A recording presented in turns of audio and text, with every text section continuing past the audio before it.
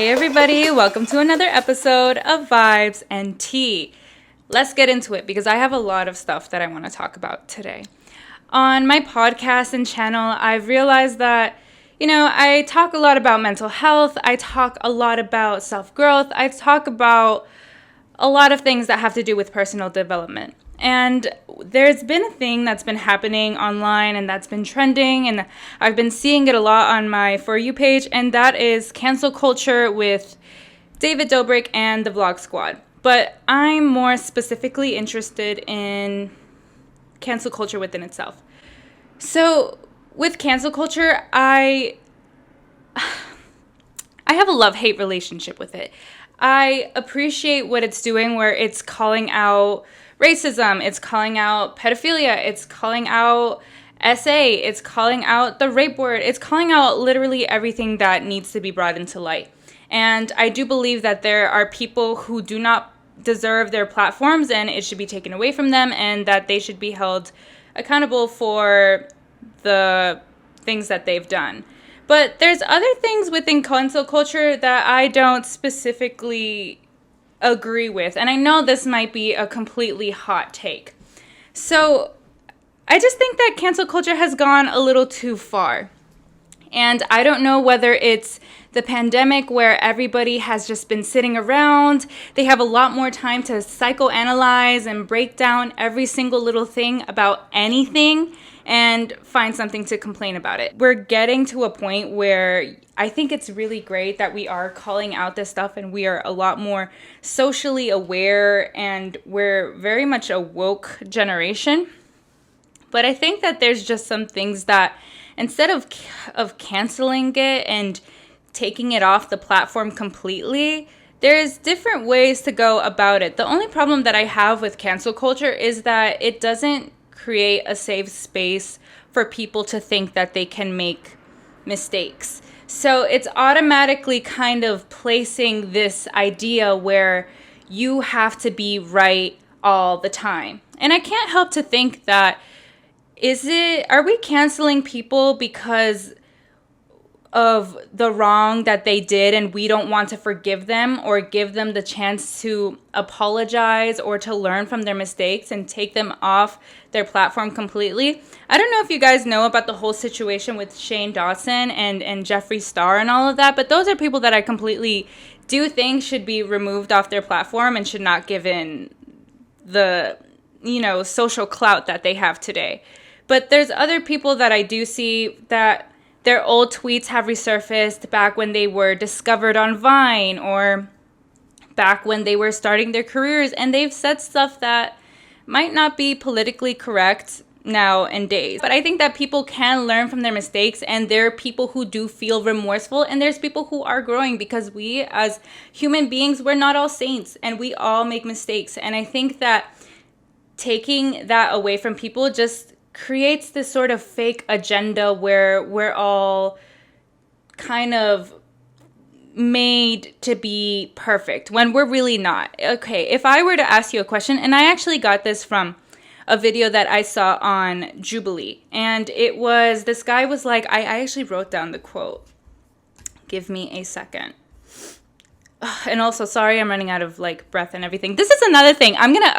So I'm getting a nose job, and I'll talk about this after I talk about the cancel culture. But basically, I have a deviated septum, and I've always thought, I have such a hard time breathing. This is me going on a rant. I'm so sorry.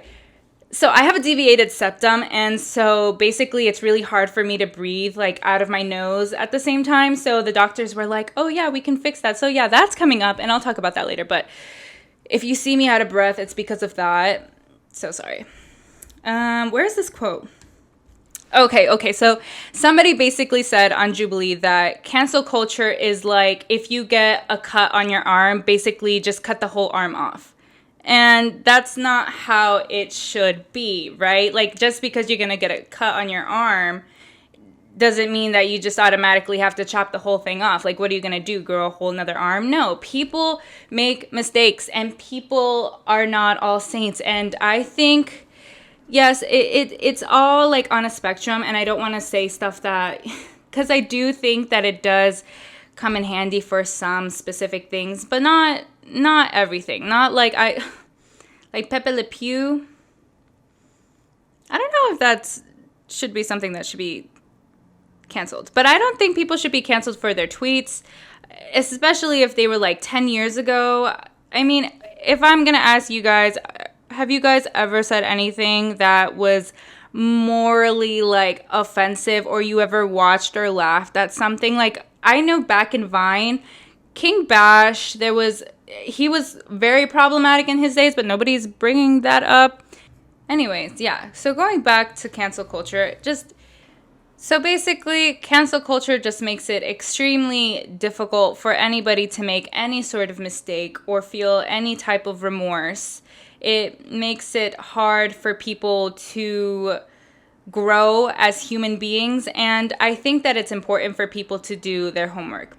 This doesn't mean that I don't think people should be called out for the things that they've done that are wrong. Definitely, they should be called out, and this is why I think cancel culture should kind of transfer into being called call-out culture, where it's more efficient. It is a learning experience. People are growing. People don't feel shamed for it, because at the end of the day, if we are going to grow as a society, if we are going to grow as human beings, we need to be called out for the shit that we don't know, because we don't know everything, and we're consistently learning. We're consistently growing.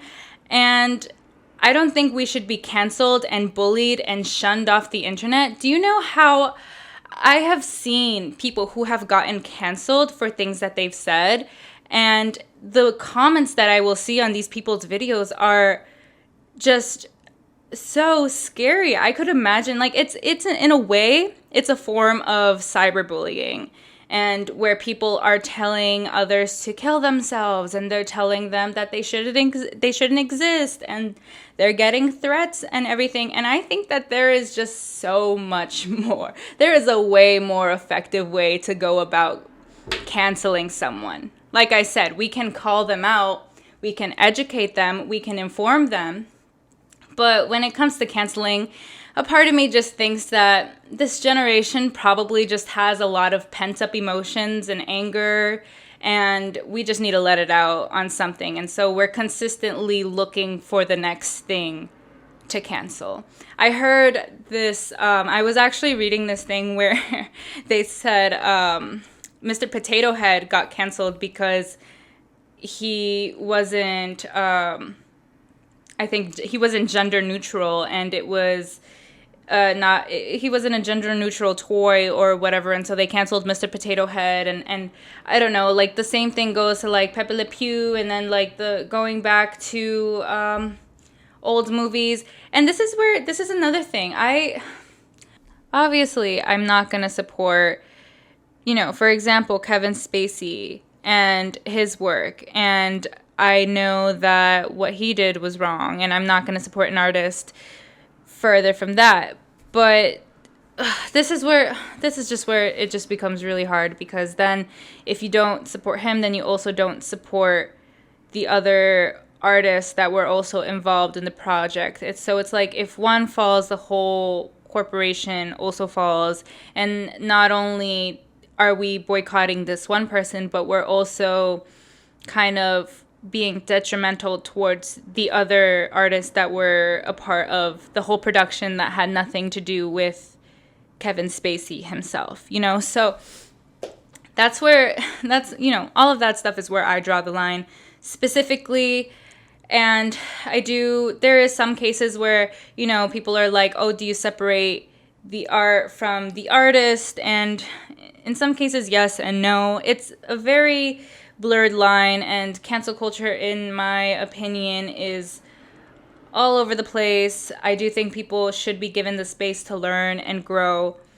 I do think that there are some things that are completely nonsensical, and I think that it just doesn't make sense to bully and shun people for them to completely, leave the face of the earth. I think that there is a much more appropriate way of handling all of this. And those are my thoughts on cancel culture specifically. I do think people can grow. I do think people can learn. I do think there is a very fine line where people should be taken off their platform and should not be given their platform. And I do think there is a side where, okay, maybe we should hear these people out and we should give them the opportunity to apologize and learn and grow and reflect, because that's what being human means, right? So in other news that is way more exciting about that, that was kind of heavy, guys.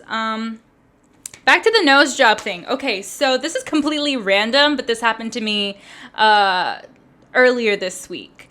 Okay, so if you guys have been following me for a while, and by following me for a while, I mean like my close friends, I've been wanting a nose job since I was probably in 6th grade, right?